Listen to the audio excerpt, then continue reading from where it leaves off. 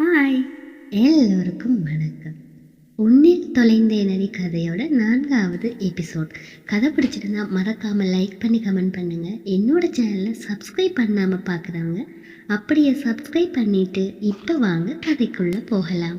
இருட்டினை கிழித்து உலகெங்கும் மஞ்சள் பூசி ஆக்கிரமித்து கொண்டிருக்கும் கதிரவனை விட அதிக வெப்பத்தை உமிழ்ந்து கொண்டிருந்தான் நம் நாயகன் கௌதம்.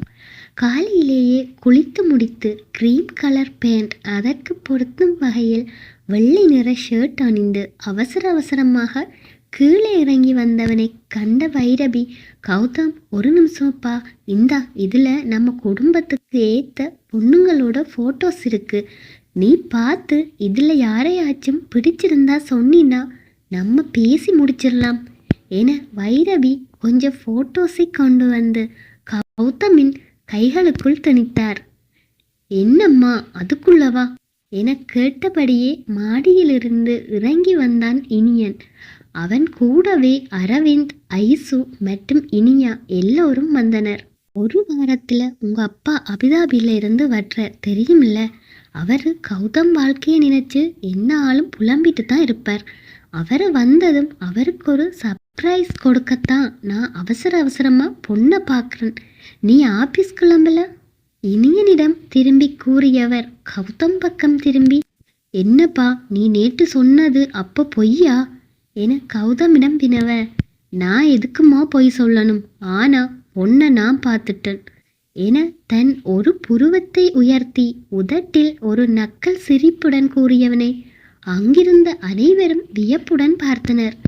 இரவு முழுதும் அவளை பற்றி ஆராய்ந்ததில் அவளுக்கு வீட்டில் மாப்பிள்ளை பார்ப்பது தெரிந்தது.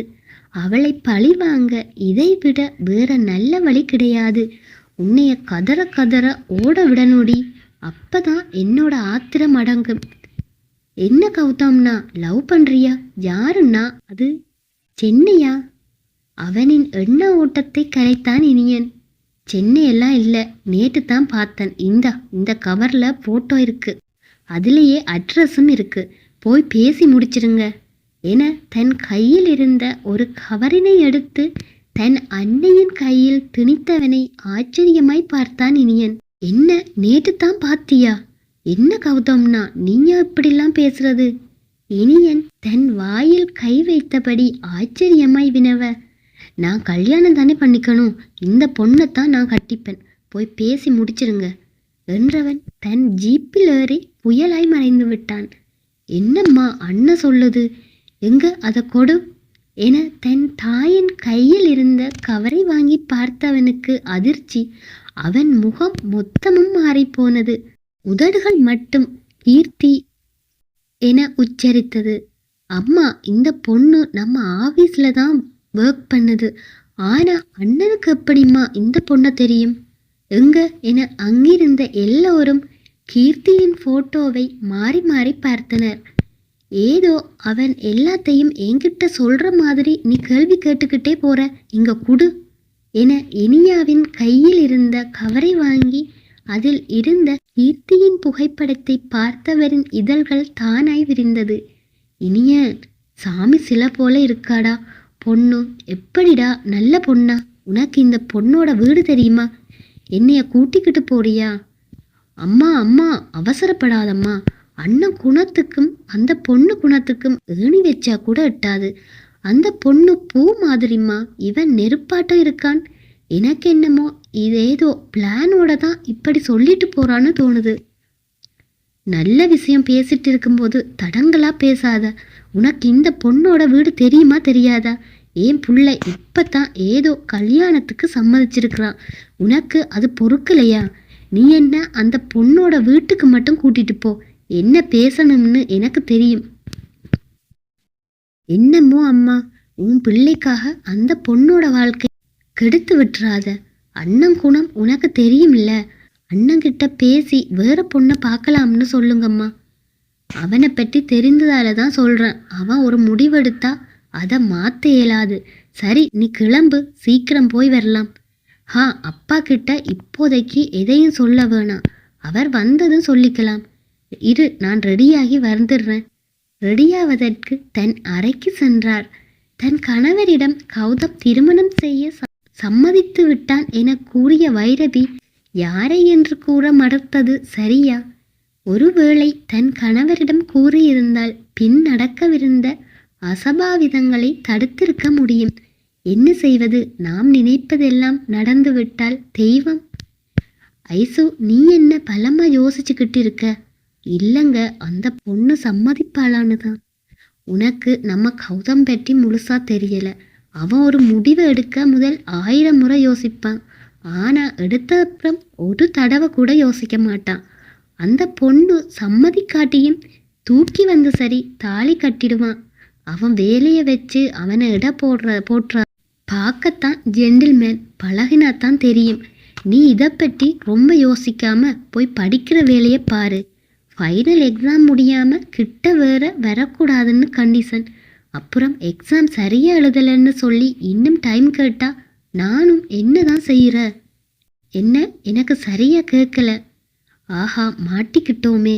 இல்லம்மா, போய் படின்னு சொன்னேன், வேற ஒன்றும் இல்லை என்றவன் ஓடியே போய்விட்டான். அரவிந்தனின் குறும்பை நினைத்து சிரித்தவள் தன் அறைக்குள் நுழைந்து தன் பையை திறந்த போதுதான் நினைவு வந்தது. நான் எப்படி அண்ணனை மறந்தேன்? எல்லாம் முடிஞ்சதும் கோல் பண்ணணும்னு படிச்சு சொன்னான். நடந்த பிரச்சனையில் தன் காதலுக்கு உதவிய அண்ணனை மறந்தே விட்டாள். சரி, அரவிந்த் வந்ததும் முதல்ல அண்ணனுக்கு கோல் பண்ணி பேசணும் என நினைத்தவள் தன் படிப்பில் கவனத்தை செலுத்தினாள். இங்கே கீர்த்தி வீட்டில் அலுவலகம் கிளம்பி சென்றதும் கொஞ்ச நேரத்தில் தாரணி காலேஜ் செல்ல தயாராகி வாசலுக்கு செல்லும்போது, அம்மா அம்மா சீக்கிரம் வாம்மா. என்னடி, ஏன் இப்படி காட்டு கத்துற? நம்ம வீட்டு வாசல்ல கார் வந்து நிக்குதம்மா. என்னங்க, கொஞ்சம் இங்க வாங்க. கணேசனும் அங்கு வந்து சேர்ந்தார். அங்கிருந்த அனைவருக்கும் அதிர்ச்சியே. அவர்கள் வீட்டிற்கு முதல் முறை கார் வந்திருப்பது அவர்களுக்கு மட்டுமில்லை, அயலட்டையில் இருந்த எல்லோரும் வாயை பிளந்து பார்த்த வண்ணம்தான் இரு. அந்த ஏரியாவில் எவர் வீட்டிலும் கார் என்பது இல்லை. மிக மிக வசதி குறைந்தவர்கள்தான் அந்த பகுதியில் வசிக்கின்றார்கள். காரில் வந்திருப்பது யாரென தெரியாமல் எல்லோரினதும் பார்வையும் காரில் தான் இருந்தது. முதலில் காரில் இருந்து இறங்கிய இனியன் தன் தாய்க்கு கார் கதவை திறந்துவிட்டு கணேசன் வீட்டை நோக்கி நடந்தான். அவன் பின்னால் வைரவி கையில் ஒரு தட்டில் பழங்கள், மல்லிகைப்பூ, கூடவே 4 தங்க வளையல், ஒரு அட்டியல் என ஒரு சில தங்க நகைகளுடன் இனியன் பின் சென்றார். வைரவியின் தோரணையே அவரின் அதி உயர் செல்வாக்கை காட்டியது. தங்கள் வீட்டிற்குத்தான் வருகிறார்கள் என உணர்ந்த கணேசன் தன் மனைவியை கேள்வியுடன் பார்க்க அவரும் அதே அர்த்தத்தில் கணேசனை பார்த்தார். கணேசனை நோக்கி தன் 2 கைகளையும் எடுத்து வணக்கம் செலுத்திய இனியன், சார், உங்களோட கொஞ்சம் பேசணும், உள்ள போய் பேசலாமா?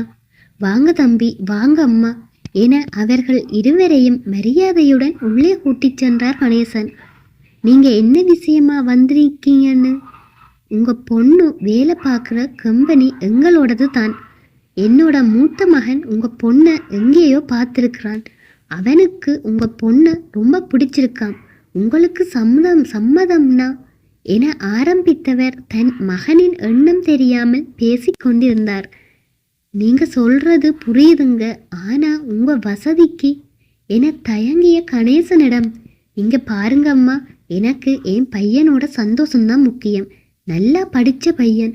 எங்ககிட்ட இருக்கிற பணத்துக்கு வரதட்சணை வாங்கித்தான் நாங்க வாழணும்னு இல்லை.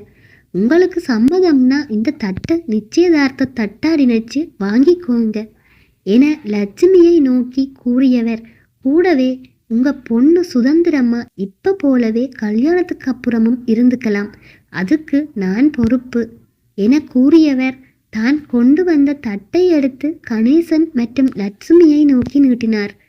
கணேசனால் என்ன முடிவெடுப்பது என்று தெரியவில்லை. லட்சுமி மற்றும் கணேசன் ஒருவரை ஒருவர் பார்த்து விழி பிதுங்கி நின்றனர். அதற்குள் அங்கு வந்த அக்கம் பக்கத்தினர், என்ன கணேசன், இப்படிப்பட்ட நல்ல சம்பந்தம் உன் வீடு தேடி வந்திருக்கு, பேசாம பொண்ணை கட்டி வைப்பியா என ஒருவர் கூற மற்றொருவர், ஏன் லட்சுமி, ஒரு கோவிலை கட்டுறதும் ஒரு பொண்ணை கட்டி வைக்கிறதும் ஒன்றுன்னு சொல்லுவாங்க. சாமியே உன் கஷ்டம் பொறுக்காம இப்படியான ஒரு நல்ல வரனை அனுப்பியிருக்கு. தட்டை வாங்கிக்கோ லட்சுமி என ஆளுக்கால் கூற கணேசனுக்கும் அது சரியெனவே பட்டது. லட்சுமியிடம் வாங்கு என்பது போல கண்ணசைத்தவர் தானும் சேர்ந்து தட்டை வாங்கி கொண்டார்.